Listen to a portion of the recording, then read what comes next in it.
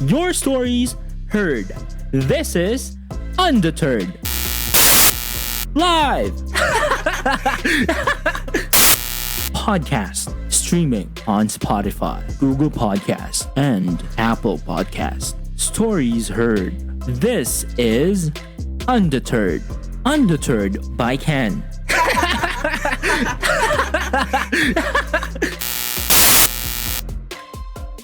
And hello guys, welcome back to another episode of Undeterred by Ken. Apologies for a late upload. But anyway, I got busy this week. I'm just trying to get my shit together. Anyway, so it's another week, another acting journal again. And this time, I want to take you all along to what transpired on our week 4. So we're on week 4 of my beginning acting class, which is Theater 131. Excited ako kasi this time, kung marami nangyari last week, mas maraming nangyari this week. Sobrang jam-packed. Sobrang daming nangyari. So I'm going to divide what transpired on my week 4 in 2 parts. So part 1 is lecture, and then part 2 is the improvisation workshop. Oh, diba? Exciting yung part 2. Anyway, let's go to part 1. Ano ba nangyari? Sa part 1, this is a lecture actually. Lecture based on the assigned reading, which is a viewing material. Reading pero viewing material. Anyway, yung viewing material na yun ay this is a TED Talk with Dave Morris. He is a improviser and a storyteller, and during his talk he discussed about the way of improvisation.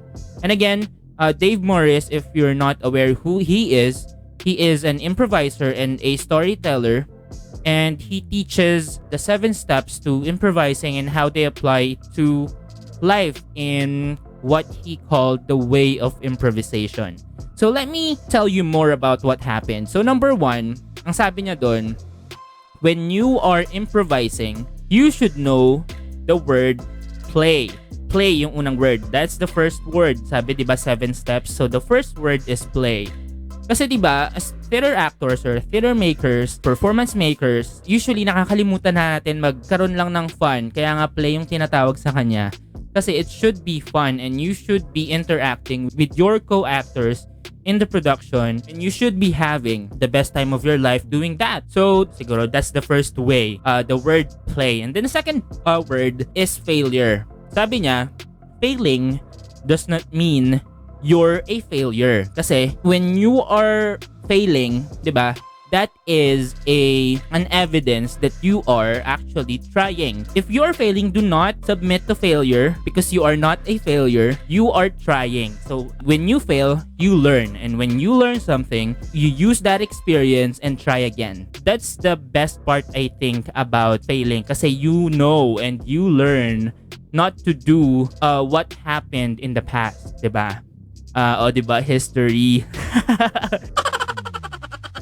Let us not repeat history. Ganon. Number 3. Ano ba sabi niya? The third word is listen. Listening with the willingness to change. Kasi when you listen, you will learn more. And when you have that willingness to listen and you have that willingness to change, things change for the better. And when things change for the better, mas maganda yung outcome ng gagawin mo. As a performance maker, as a theater actor, usually when you try things and it did not work the first time, what will happen is a director will give you some insights, cues. Pwede itry mo siguro itong way na ito, di ba, ganon, sasabihin sa'yo ng director mo.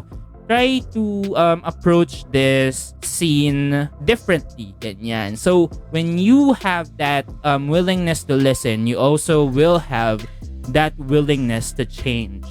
And which brings me to the fourth word, which is say yes. Okay, ano bang importance nitong saying yes? Ano ba to? Can say no challenge ba to? Dave Morris. Siyempre hindi. Saying yes means committing. Saying yes means you are willing, o di ba? Na i-connect talaga natin siya sa number 2 na listen with the willingness to change. When you say yes, 'di ba, without any hesitations, that's when the magic happens. Ang na-pick up ko dito, 'di ba, when you always say yes to spontaneity or parang impromptu, kaya nga improvisation, 'di ba, parang nakakatuwa kasi nagkakaroon ng magic, nagkakaroon ng mas magandang result yung gagawin nyo. Itong mga sinasabi niyang steps for improvisation or improvising, these are not rules, ha. Hindi porket sinabi niyang these are the way, parang ito lang yung natatanging daan para maging better improviser ka. No. Ang sinasabi niya dito, these are the things that worked for him and for his, say, for example, class in the past that helped them to become a better improviser. So, saying yes, that's important. Number 5 naman, after mo mag-say ng yes, 'di ba? Pumayag ka na, you say and, hindi END ha, hindi end game. A and D. Bakit naman A and D? Kasi A and D means you are letting them to lead you or to guide you. Meaning, after saying yes, you ask what will happen next. So, and yes, I'm saying yes. And anong gagawin na nating susunod? Okay, I'm listening, 'di ba? I'm not afraid of failure. Let's play. So, there comes action. So, what we need to do after saying yes, we ask, what's next? And then, after that, sabi niya, sa 6th way or the phrase is, you must learn how to play the game or play the game. O, 'di ba? Play the game. So, sakay ka lang kasi nga play nga tayo, 'di ba? So, we need to be spontaneous. We need to try, we need to learn, 'di ba? While trying. So, you must have fun while doing the thing you love, which is theater acting or performing. In that way, when you play the game, when you say yes, when you say what will happen next? Are we going to do next, 'di ba? When you play the game, kakaroon ng development inside you as an actor, as an improviser, 'di ba? Nagkakaroon ng change. Kakaroon ng process of undergoing this developmental change wherein you as an actor is opening up, 'di ba? Not just for yourself to grow but for others to see and to parang makita nila or ma-acquire nila yung energy na gini-give out mo as an actor as well. So, that's important. Number 6, play the game. And then number 7, ito rin sinabi ni Prof Nieto sa amin, which is the hardest way when it comes to improvisation. Sabi ni Dave Morris, the number 7 and the last way towards improvising is relax and have fun. Now, bakit kaya? Kasi we as an actor, nagkakaroon tayo ng inner critic na tinatawag, 'di ba? Parang sinasabi natin na what I do is not of parang the same level as my co-actor is doing. Parang kulang, laging nakukulangan tayo sa sarili nating ginagawa or laging sinasabi natin baka may mas i-improve pa, baka may mas maganda pang gawin. And when we do that, when we worry about things that we don't control, we forget about relaxing and having fun, which is the opposite of what Dave Morris wants us to do, which is to relax and have fun. So it defeats the purpose. And in improvisation, relaxing and having fun is one of the most effective way para maging effective improviser tayo. So yeah, for me, napakagandang lecture ito kasi we see how the process works. 'Di ba sabi nila, always trust the process. What exactly is the process? Diba? Is it all about following? Diba? Is it all about following the process, being bounded and guided by the rules, the conventions of theater, which is really for me a drag, diba? Pag sinabi natin, these are the conventions of theater, these are the rules, you need to follow the rules. Yun yung nasa isip ko before. And then after hearing the lecture and after watching the viewing material sent to us, napagtanto ko na no, walang convention, walang rule. Kasi those are ceilings that are meant to be broken. And one way for you to learn what your limits are is number 1, to break the rules, 'di ba? So in improvisation, we learned how to kill our inner critic. Kasi yung critic na yun, siya yung nagpipigil sa'yo na mag-let go ng inhibitions mo, na mag-relax and enjoy yung ginagawa mo as a theater actor. So yun, that's what I picked up on the lecture part. Then now, come the exciting part. Part 2, which is improvisation workshop. Yun, ang galing. So, hatiin ko to into 3 parts. O diba Ken, ba't ang dami namang parts? Kasi nga, ang dami naming games. Ang dami namin sinubukan. Actually, sa totoo lang, nahilo ko dito sa ginawa naming game. Kasi ano to, this is an improvisation workshop. So, from the word itself, mag-improv kami. So, game 1, ano bang hiningi sa amin ni Prof Nieto? So, binigyan kami ng directives. Number 1, we were asked to play a game. Diba? Have fun dapat yan kasi it's a game. Number 2, sabi niya, the first person, ito yung directions niya, the first person will act something. Then, the next person will ask the first person what he, she, or they are doing. Diba? Kunwari ako, naghahalo ako ng halo-halo. Chak. Tapos tatanungin ako nung kasunod ko, Ken, anong ginagawa mo? Diba? Acting. And then, anong gagawin sunod? The first person will answer with an action that he wants the second person to portray. For example, habang naghahalo ako ng halo-halo, tinanong ako ni second person, Ken, anong ginagawa mo? Sabihin ko naman, nag-spaghetting pababa ako. Ang layo nung ginagawa ko doon sa ipapagawa ko naman sa second person. So, ganun yung loop, ganun yung rule. Ganun yung mangyayari. So, ang dami namin sa class. Siguro nasa around 7 ba kami? Or 8? Parang ganun. So, umikot sa amin yun ng unang beses. Yung unang beses, kasama pa namin si ma'am. And then, si Prof Nieto. And then, second time, kami na lang. Nakakatuwa. Kasi, ang gagaling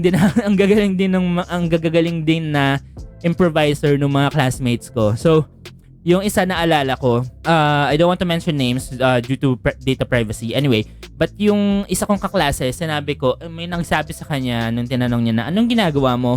Nakasakay sa roller coaster. Diba? Online class, nag-roller coaster. Since meron siyang computer chair, ang ginawa niya, di ba may gulong yun? So, sinipa niya yung sarili niya. Tapos lumayo siya dun sa camera. Tapos para siya nag-roller coaster. Nakakatuwa. So, very exciting kasi nagiging resourceful ka rin as an actor.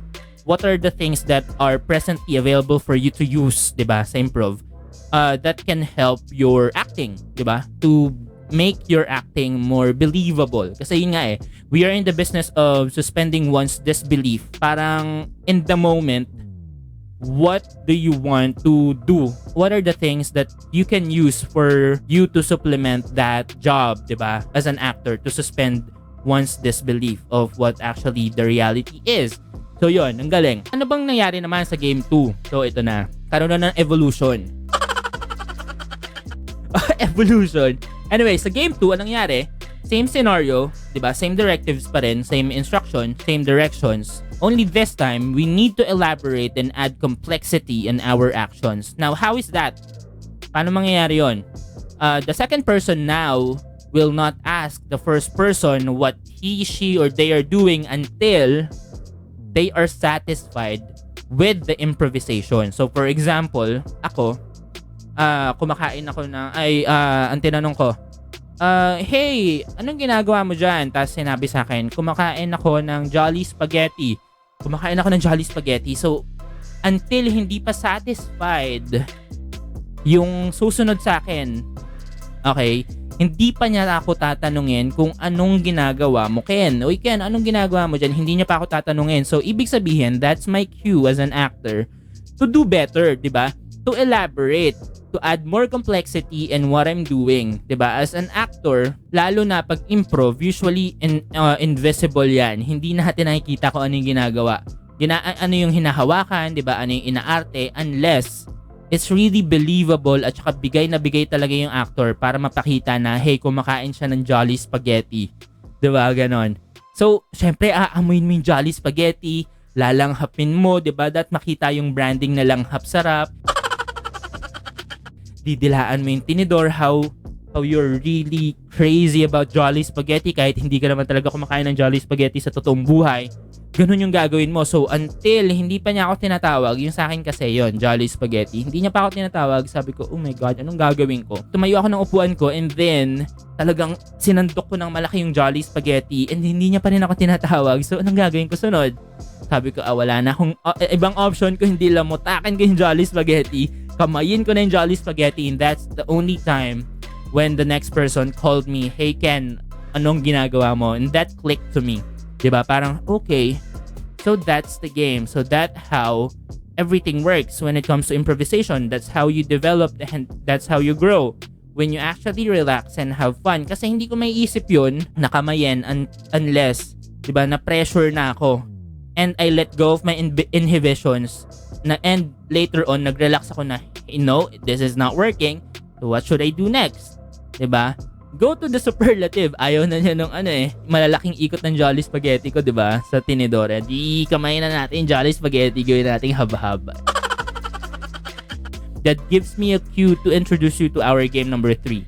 So ano ba nangyari sa game number 3? We were asked, now this time, game number 3, we were asked to take turns in acting using one word. Now, anong twist?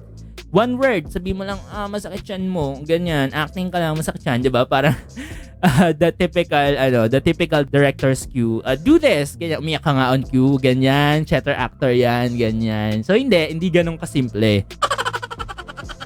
So, ang gagawin, the word is spaghetti. May isang word na ha. The twist is in the incorporated emotion required by the facilitator. So, for example, using the only word which is spaghetti, act na para kang superhero. O, diba? Wala ka ibang lines, spaghetti lang. Magiging resourceful ka.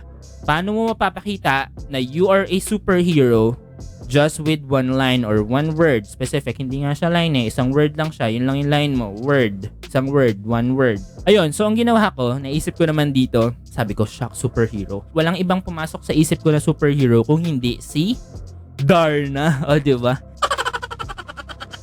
Sumubo ako ng spaghetti. Pak! Lunok. Sigaw. Spaghetti! Diba? Parang Darna. Hindi naman pwedeng isang action lang yun, diba? Alangan yun lang naman. Eh di umikot-ikot ako, tayo-tayo ako sa camera, tapos nag-half body na parang lumilipad, ganyan. Tapos kabila naman, tapos sa dulo, lumuhod na ako hanggang yung kita na lang yung kamay ko. Parang lumilipad ako pataas. Alam mo yun, yung mga nagtatransform na Sailor Moon before. O yan yung mga batang 90s dyan na nakakanood pa before ng Sailor Moon, diba? After nila mag-transform, meron silang specific kanya-kanyang pose, ganyan. O, diba? Imbis na yung sasabihin nila, kung ano yung mga pangalan ng character nila, kasi sinigaw ko spaghetti. Nakakaloka. So yon, ang dami pang pinagawa ni Ma'am Nieto. Merong spaghetti na mataray, may spaghetti na in love, ganon. Maghahanap ka ngayon ng mga pwede mo pang gawing adlibs kasi hindi naman sinabi na limited lang into using just one word, diba? Pwedeng putol-putulin mo, spaghetti.